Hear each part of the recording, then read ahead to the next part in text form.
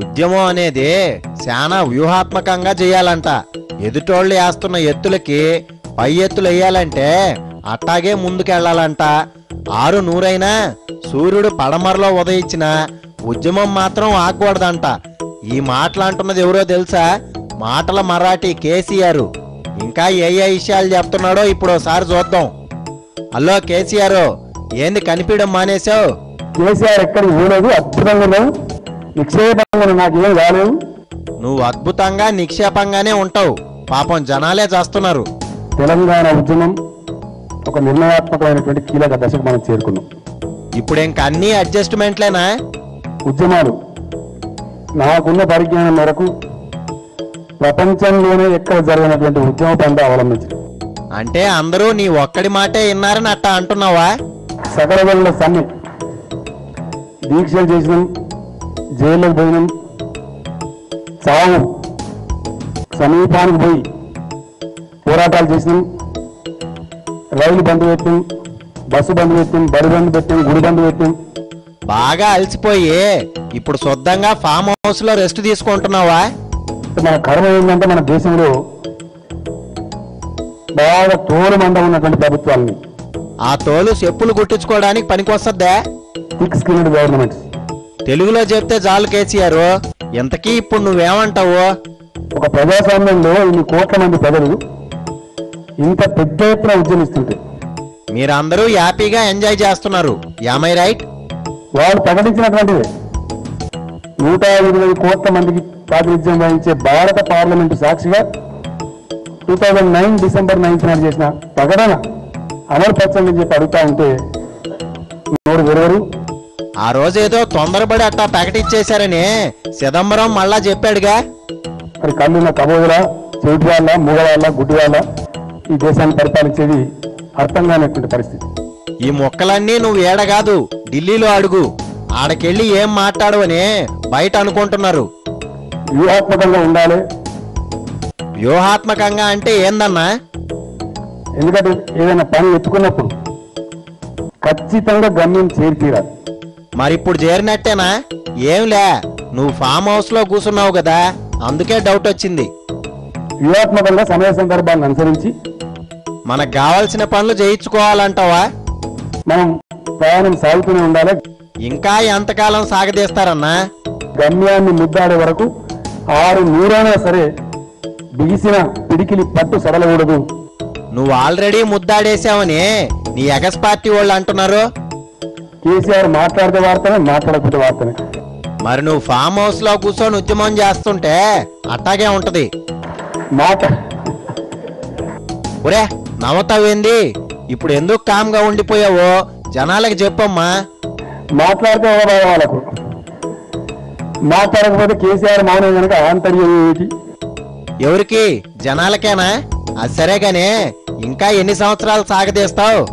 11 సంవత్సరాలు కంప్లీట్ అవుతుంది ఇప్పుడు ఉద్యమానికి. ఇంకో 11 సంవత్సరాలు కంప్లీట్ అవ్వాలా? ఏప్రిల్ వస్తే 12వ సంవత్సరంలో అడుగు పెడతాం. అప్పుడు అందరినీ ఏప్రిల్ ఫుల్ చేస్తావా?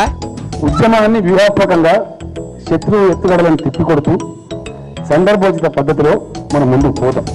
అబషా, అసలు వ్యూహాత్మకం అంటే ఏందో చెప్పకుండా ఈ సోదేంది?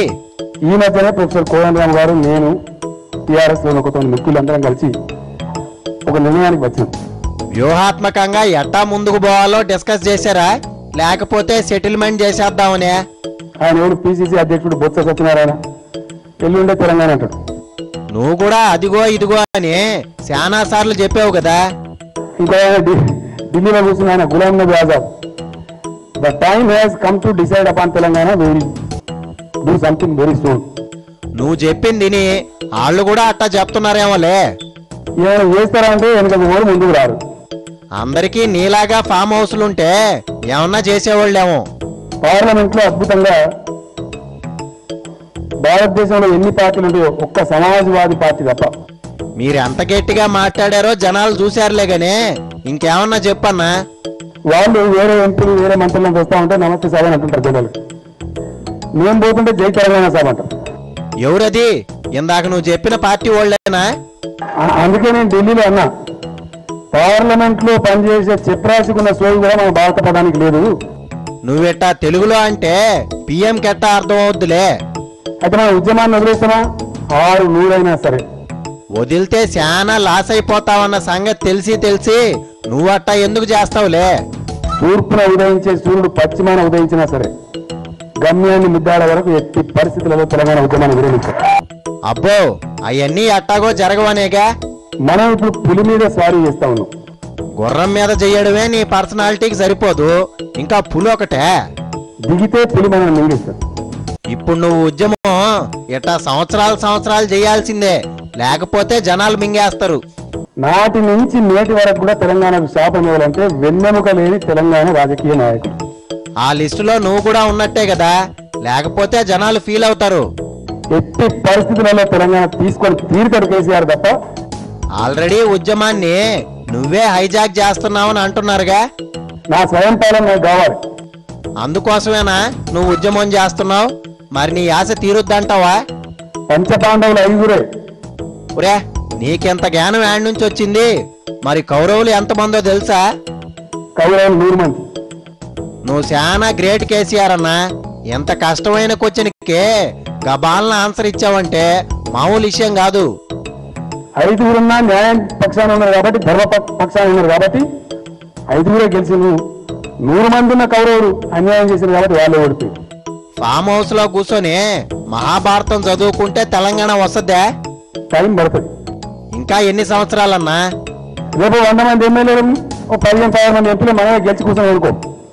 ఈ తెలంగాణ బాగుందా? ఢిల్లీకి రాదు, సలహా కొట్టుకుంటారు. ఈ మొక్క గత 3 ఎలక్షన్ల నుంచి చెప్తున్నావు. ఆ టైం వచ్చేసరికి ఎవరితోనో ఒకళ్ళతో పొత్తు పెట్టుకుంటున్నావు. అవన్నీ అయ్యే పనులు కాదు గానీ అసలు తెలంగాణకి ఎవరు అడ్డం? నయవంచనకు మారుపేరు చంద్రబాబు నాయుడు. నీ పాసు గాల నేను అడిగిందేంది, నువ్వు చెప్తున్నదేంది? నీకు మినిస్టర్ పోస్ట్ ఇలేదని అట్టా అంటున్నావని వాళ్ళు అంటున్నారు. ఇప్పుడు మళ్ళా ఫామ్ హౌస్కి వెళ్ళిపోయి బాగా వ్యూహాత్మకంగా ఆలోచించు. ఇది ఇయాల్టి మామయ్య. ఏదో 4 మాటలు చెప్పి నలుగురిని నవ్వించాలనే యావే తప్ప ఎవరిని కించపరచాలని కాదు. అర్థం చేసుకుంటారుగా. Thank you. నెక్స్ట్ ఎపిసోడ్ తో మళ్ళీ మీ ముందుంటాను. బాయ్.